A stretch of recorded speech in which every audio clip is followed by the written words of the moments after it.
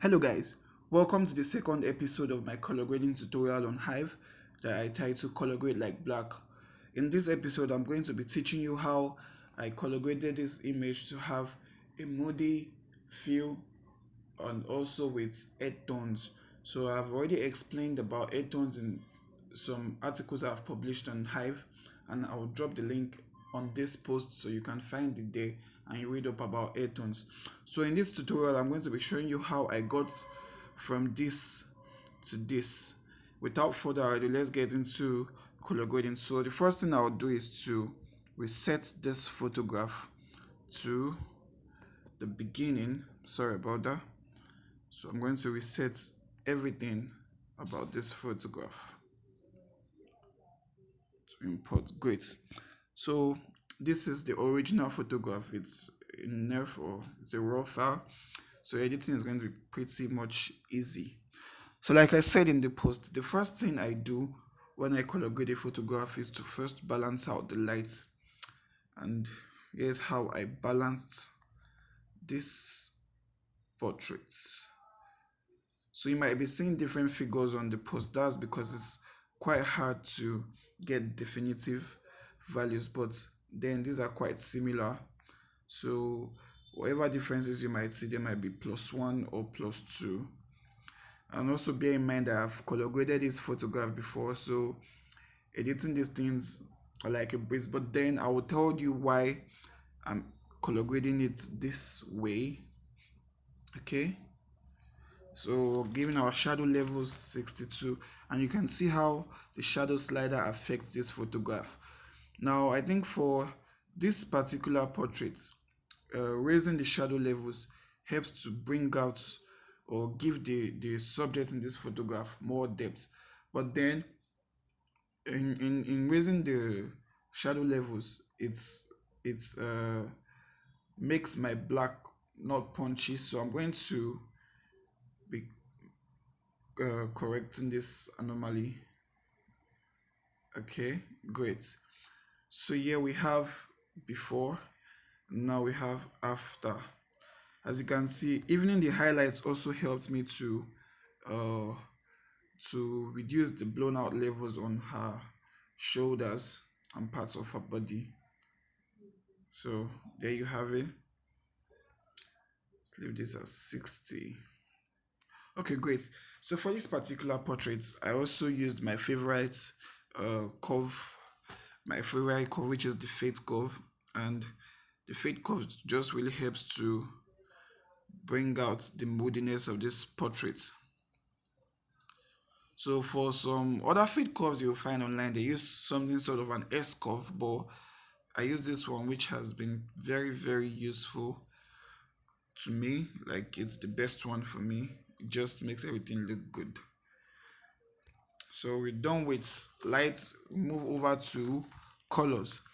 Now in colors, I wouldn't do much here. I didn't do much here because I had already gotten everything I needed straight out of camera, and which is why we always advocate for get what you want straight off camera. It would make your editing process quite faster. I can't get the definitive value. I was looking for my Kelvin at 5400. Okay, so we'll leave it at this. It's like very close.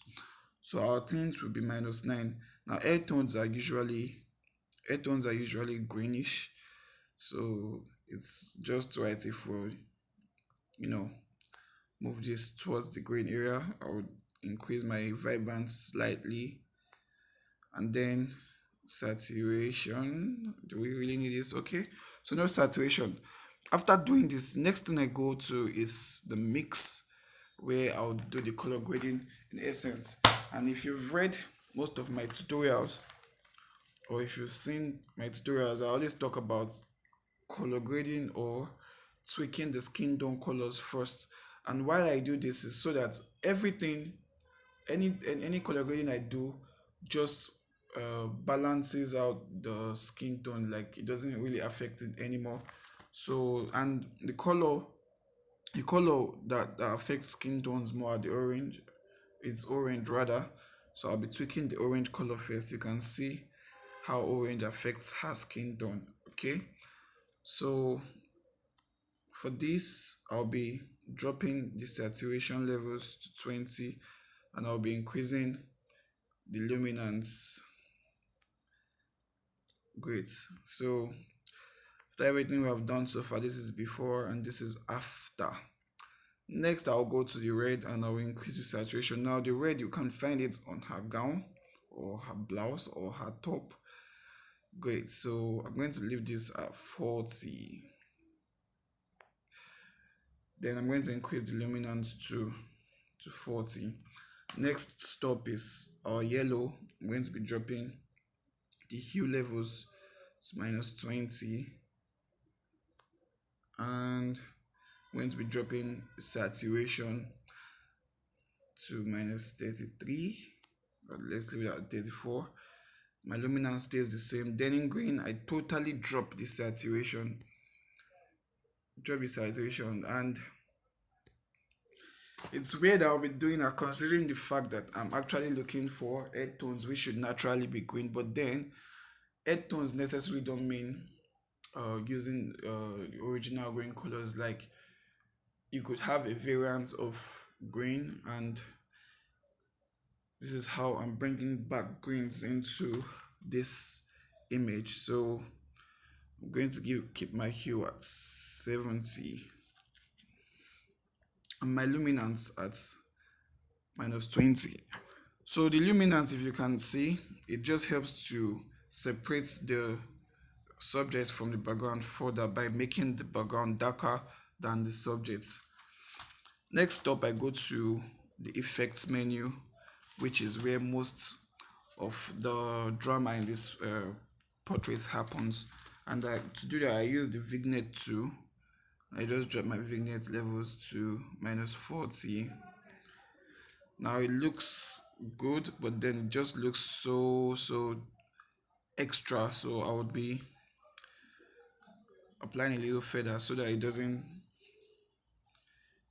look so bad. Next up, I go to my grains and add grains. I don't know, I like adding grains as it makes my portraits look more realistic. After that, we go to split toning, which brings out the warmness in this photograph. So for my highlights, I tend towards the warm area. You can see here, around here is like the warm areas. So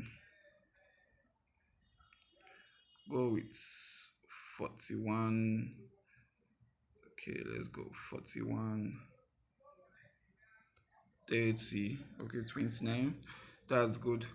Then to balance this out, I also make it a little bit cooler or cool. Okay, so we use 201 11 or 211, that's, or 210. That's good. So balance it out at 20. Great. So all we've done so far, this is where we have gotten to from here to here.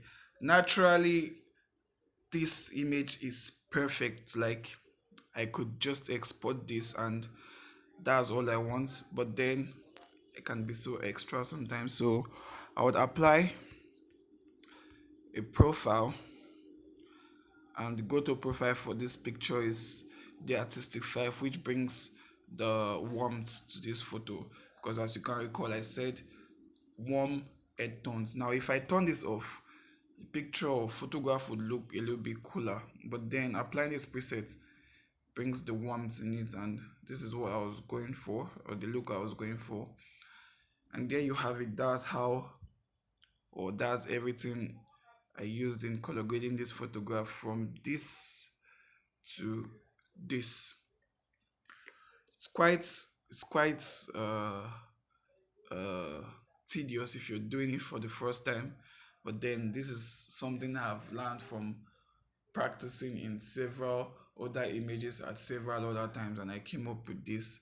So you could try this. I would be dropping the raw file of this photograph below in my posts, and you could pick it up and color grade it using the settings you see.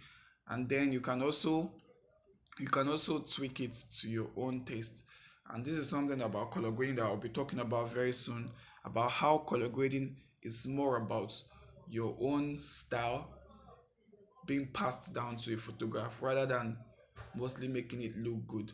So I'm going to be writing about that very soon. So if you see this video, you can follow me. If you're not following me on Hive, you can follow me and stay tuned for my post about how color grading is more about your style beyond making a photograph look good. So with all that said, we have come to the end of this video. Thank you very much. If you like it, you can leave an upvote, you can leave a comment, you can share it, and that will be all. Until episode 3, I remain Blacc, your favorite photographer. Have a nice day.